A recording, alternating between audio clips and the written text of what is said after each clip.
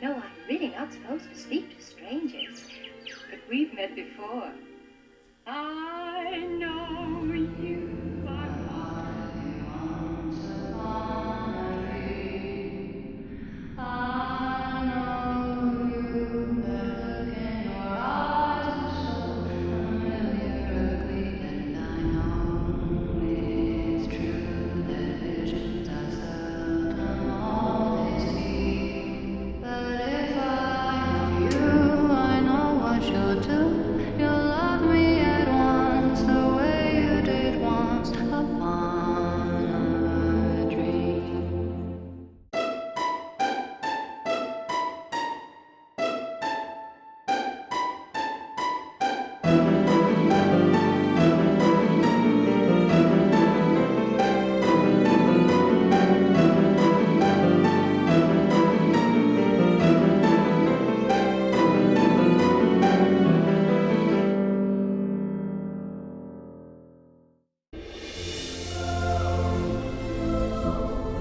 Many years ago, someone at Disney thought, if a musical about the Wicked Witch of the West painted sympathetically can be successful, let's apply that formula to Maleficent and we'll make a ton of money too! And guess what? It worked! In this era of Disney producing live-action remakes of their animated classics, this movie is intriguing because it takes Sleeping Beauty in a completely different direction. Maleficent, mistress of all evil, whose name literally means causing harm or destruction, is actually misunderstood? Are you out of your mind? Despite my knee-jerk reaction, I did enjoy the film well enough when I first saw it. 5 years have passed since then, and now we've got a sequel on the way. So I think it's time that we take another look at Maleficent. Let us tell an old story anew, and we will see how well you know it. Word of advice regarding reimaginings: don't act like the original version of the story is wrong, especially when that original version is one of your company's most well-known productions. In this region, there's a kingdom of humans and a kingdom of nature with no ruler. Maleficent is a fairy living in these moors, where everything is so gosh darn pleasant. Good morning, Mr. Chanterelle. I love your cap. Oh. Maleficent, the border guards have found a human thief at the Pool of Jewels. I guess when things are this pleasant, even a minor incident becomes alarming. Who are you? I'm called Stefan. As in King Stefan. This guy.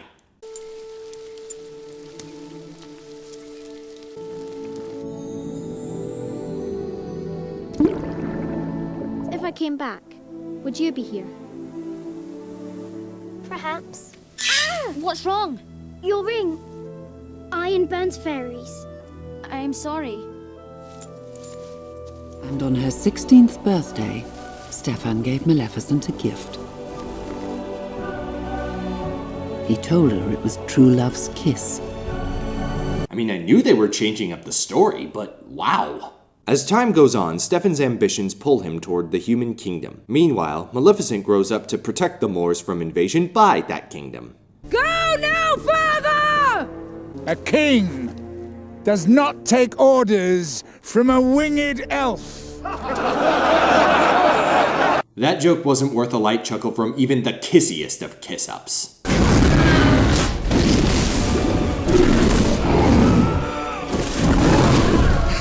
will not have the Moors! Not now! Nor ever! You! The king, mortally wounded, decrees that whoever kills Maleficent will succeed him. Stefan, who serves at his bedside, returns to the Moors. I've come to warn you. They mean to kill you. Please. You have to trust me. And all was as it had been long ago. You thirsty? I have a bad feeling about this.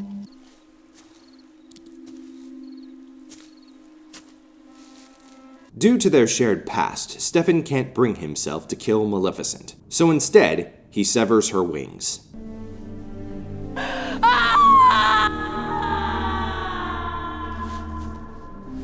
As far as betrayals go, this is a permanent scar combined with a feeling of heartbreak. That is super intense. What is this? I have avenged you, sire. is vanquished. Next, Maleficent recruits a crow named Diaval as a familiar of sorts. Into a man. In return for saving my life, I am your servant. I need you to be my wings. In Sleeping Beauty, Maleficent could travel by magic, but still had her crow scout for her from time to time. In this movie, by giving and then taking away her wings, the crow is made even more important in that capacity. While Maleficent's powers did have to be weakened for that to work, at least the story is making good use of that change. After learning why Stefan betrayed her,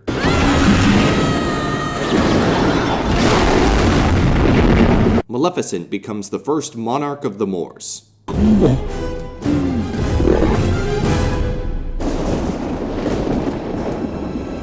I absolutely understand your hatred of Stefan, but why are you being mean to the forest creatures? Whether evil by nature or turned evil by betrayal, Maleficent has always been motivated by revenge. Where's the revenge in this? They didn't wrong her.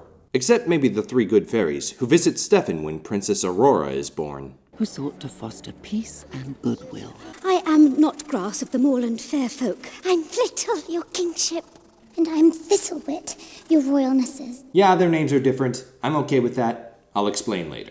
Things proceed like the original film. Two fairies give their gifts, and the third is interrupted by Maleficent's dramatic entrance.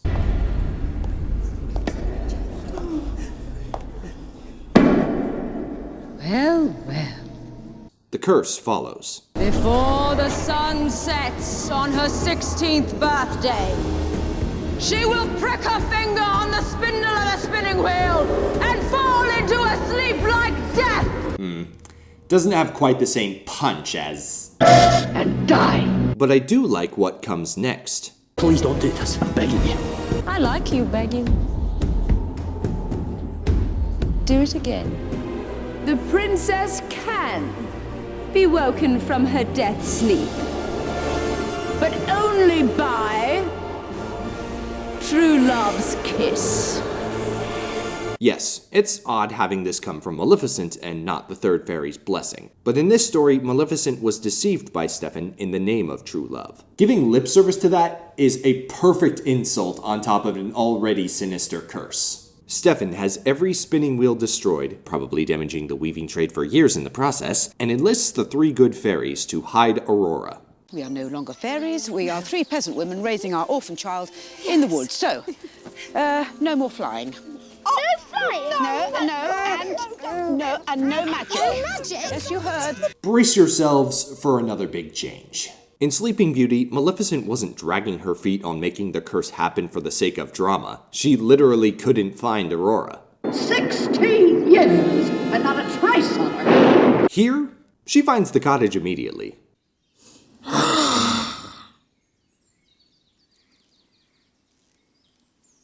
I hate you.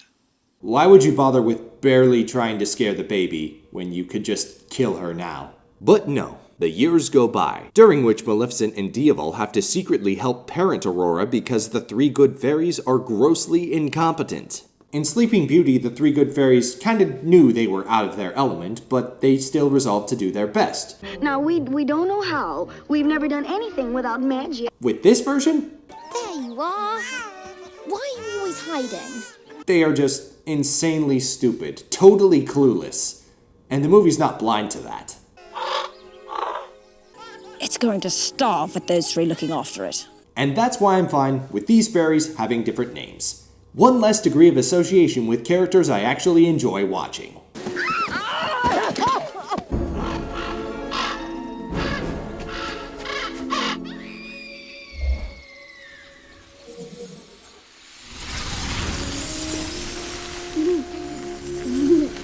You think this is a major shift in the paradigm? Just you wait. Time skips forward a bit and Aurora wanders into the moors. I know you're there. Don't be afraid. I am not afraid. Then come out. Then you'll be afraid. Not to say this movie hasn't been slapping us in the face with its changes to the source material, but this moment takes the cake. I know who you are. Do you? You're my fairy godmother. I very dearly wish that I could re-experience seeing that happen for the first time. Given how we knew Maleficent before this movie came out, you can feel in your gut that this is so wrong. But that level of pure, complete contradiction, it is so perfectly sinful that I can't help but laugh. Let's rewind a bit and talk about Stefan. He's tried and failed to attack Maleficent at the moors. It is indestructible! Nothing is indestructible! And evolved into an angry, paranoid mess. The nurses are fearful that she won't make it through the night. Can you not see we're having a conversation? When the curse fails, Maleficent will come for me. And on that day, I will be ready. This is a very special kind of sad. Maleficent, after spending a little more time with Aurora and growing attached, tries to undo the curse. Let it be no more! To her terror, she's already shot herself in the foot. This curse will last to the end of time! No power on earth can change it! There's something I need to tell you. There is an evil in this world,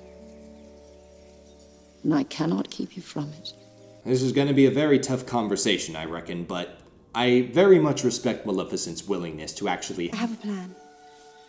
When I'm older, I'm going to live here in the malls with you. You don't have to wait until you're older. You could live here now. Never mind, stay tuned for drama and angst. Aurora comes across Prince Philip. Will you be back this way? Nothing could stop me. And Diaval sees opportunity. True love's kiss, remember? It can break the spell. True love's kiss. I cursed her that way because there is no such thing. You'll remember earlier I said she did this to spite Stefan. Put this way, I think it's an even better plot device now. Aurora tells the fairies she plans to leave home, which leads to disaster. We are taking you back to your father with... You told me my parents were dead. I think you better come and sit down. And I thought the Sleeping Beauty version was harsh. But you must never see that young man again. Oh, no. No. I can't believe it. No. No. Drama is done with, now the angst. When were you going to tell me that I'm cursed? Are you Maleficent? No! Don't touch me. You're the evil that's in the world. It's you! Aurora returns home, and Stefan shows a moment of humanity. You look just like your mother. Emphasis on a moment. They brought you back a day too soon. I told those 3 idiots. Lock her up in her room. This is her first exposure to the man who hid her away because he wanted to keep her safe, and now he can't even bother to give her a conversation to help her come down from the shock. Fate takes charge as the curse is set in motion.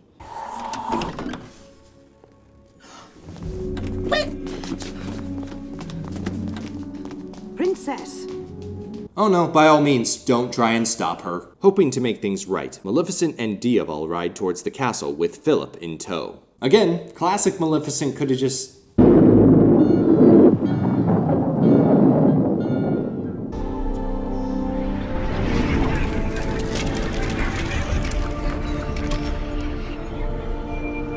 should have reduced them to ash.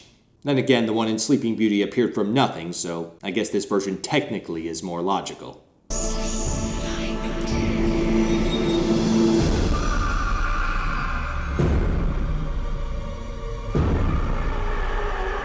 After slipping past a set of iron spikes meant to keep her out, located in that one part of the castle and nowhere else, Maleficent clears the way for Philip. And sleep magic was inconvenient because... Aurora. In this version, Philip is very tactfully hesitant about kissing the girl he met yesterday. I wouldn't feel right about it. I barely know her. We've only met once. Haven't you ever heard of love at first sight? But in the end, peer pressure wins again.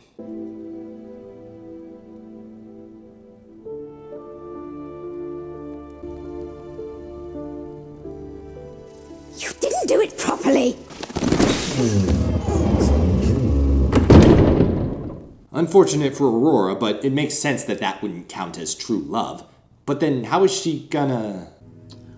I will not ask your forgiveness. Because what I have done to you is unforgivable. Wait. You stole what was left of my heart. And now I've lost you forever.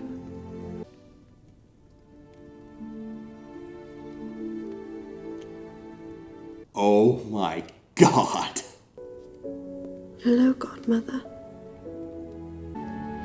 Hello, Beastie. Very amicable reaction after not parting on the best of terms, but let's talk about that twist. Easily one of the most surprising things to happen in this movie. Yes, Frozen did true love not from a romantic partner first, but now we get to have that, and we get to mentally explode over the fact that it's Maleficent. They start leaving together, but Maleficent gets trapped by an iron net. Into a dragon.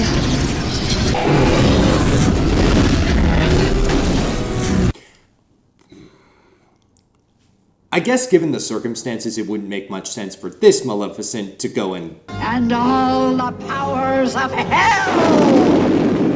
After fleeing the scene, Aurora comes across Maleficent's wings. What?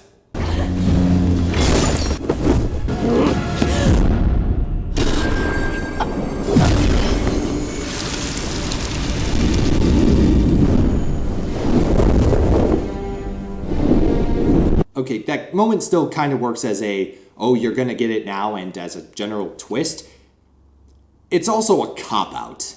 With how important those wings were to Maleficent, having them rejoin with her just like that makes them feel like a detachable Barbie accessory. Imagine if instead Maleficent had to use magic to repair that severed connection. What if that process was very difficult and took time? For this purpose, Diaval could still become a dragon to hold off Stefan and his men. Voila! A version with better tension and without sacrificing the importance of Maleficent's wings. And you even get to keep the dragon!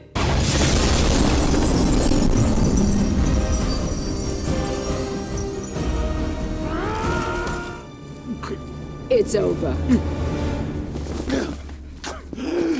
Predictable, but at this point it is fitting. Then Stefan pulls a Gaston.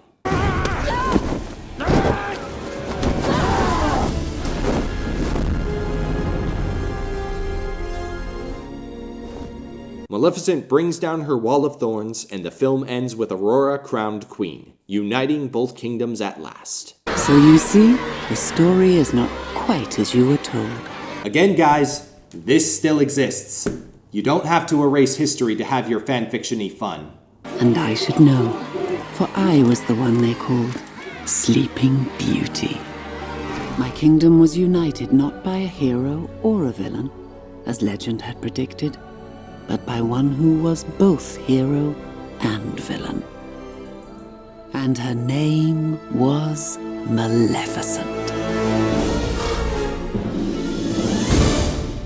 So that was Maleficent. This film is a little trickier to evaluate than others. Maleficent is one of the most unapologetically evil of the Disney villains, and for some, myself included, her presence in the Kingdom Hearts series only heightened appreciation for the classic version of this character. Whether or not you'll enjoy this movie will depend largely on if you can accept the idea of giving Maleficent a sympathetic backstory. Personally, I do my best to be open to change, and I do like some of this movie's ideas. Rather than just saying, this is Maleficent and she's evil, the story gives her an origin. It's great that Diaval is more important to the story and even gets to speak. I like that Maleficent and Stefan's circumstances are slightly parallel to each other. Both of them make choices that come back to bite them, bittering both of their existences and making them lose their faith in love. Top that off with the irony that the girl Maleficent cursed, and Stefan's daughter to boot, was the key to her redemption. Lastly, whatever issues I have with it, I do applaud this story's willingness to be different from the version we know so well. And with Maleficent not dead at the end, the possibilities for the sequel are uncharted territory.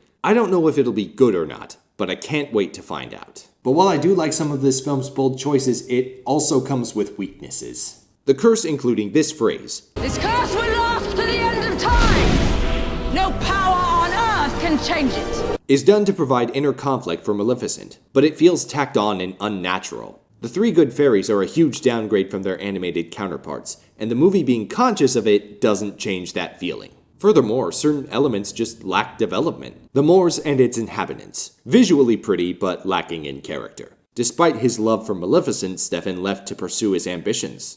That's it? What about Aurora's mother? Instead of having her meaningfully contribute to the third act drama, she dies off screen in the middle of the movie.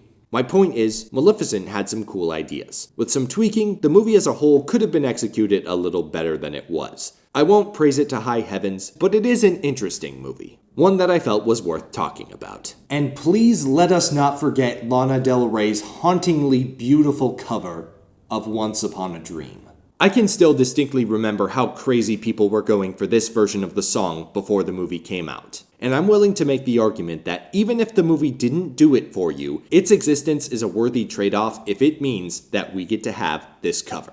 And now this discussion shall conclude the same way it always does, with the movie's plot hole. Why did Maleficent keep Aurora alive? Obviously, before she developed a soft spot for her.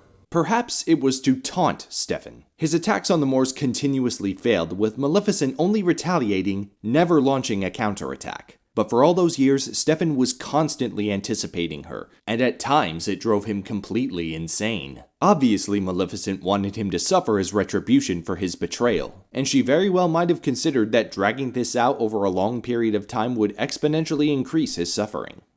Or maybe, that's right, I've got two for this one. This particular phrase in Maleficent's curse, "The princess shall indeed grow in grace and beauty, beloved by all who meet her," planted the seed that would eventually blossom into the relationship the two had. The curse in Sleeping Beauty also included that phrase. But the Maleficent in Sleeping Beauty only had 2 exposures to Aurora, as a baby when she cursed her, and as a 16-year-old when the curse came to pass. I acknowledge that this explanation is a little far-fetched, but when you think about it, the pieces do kind of fall into place.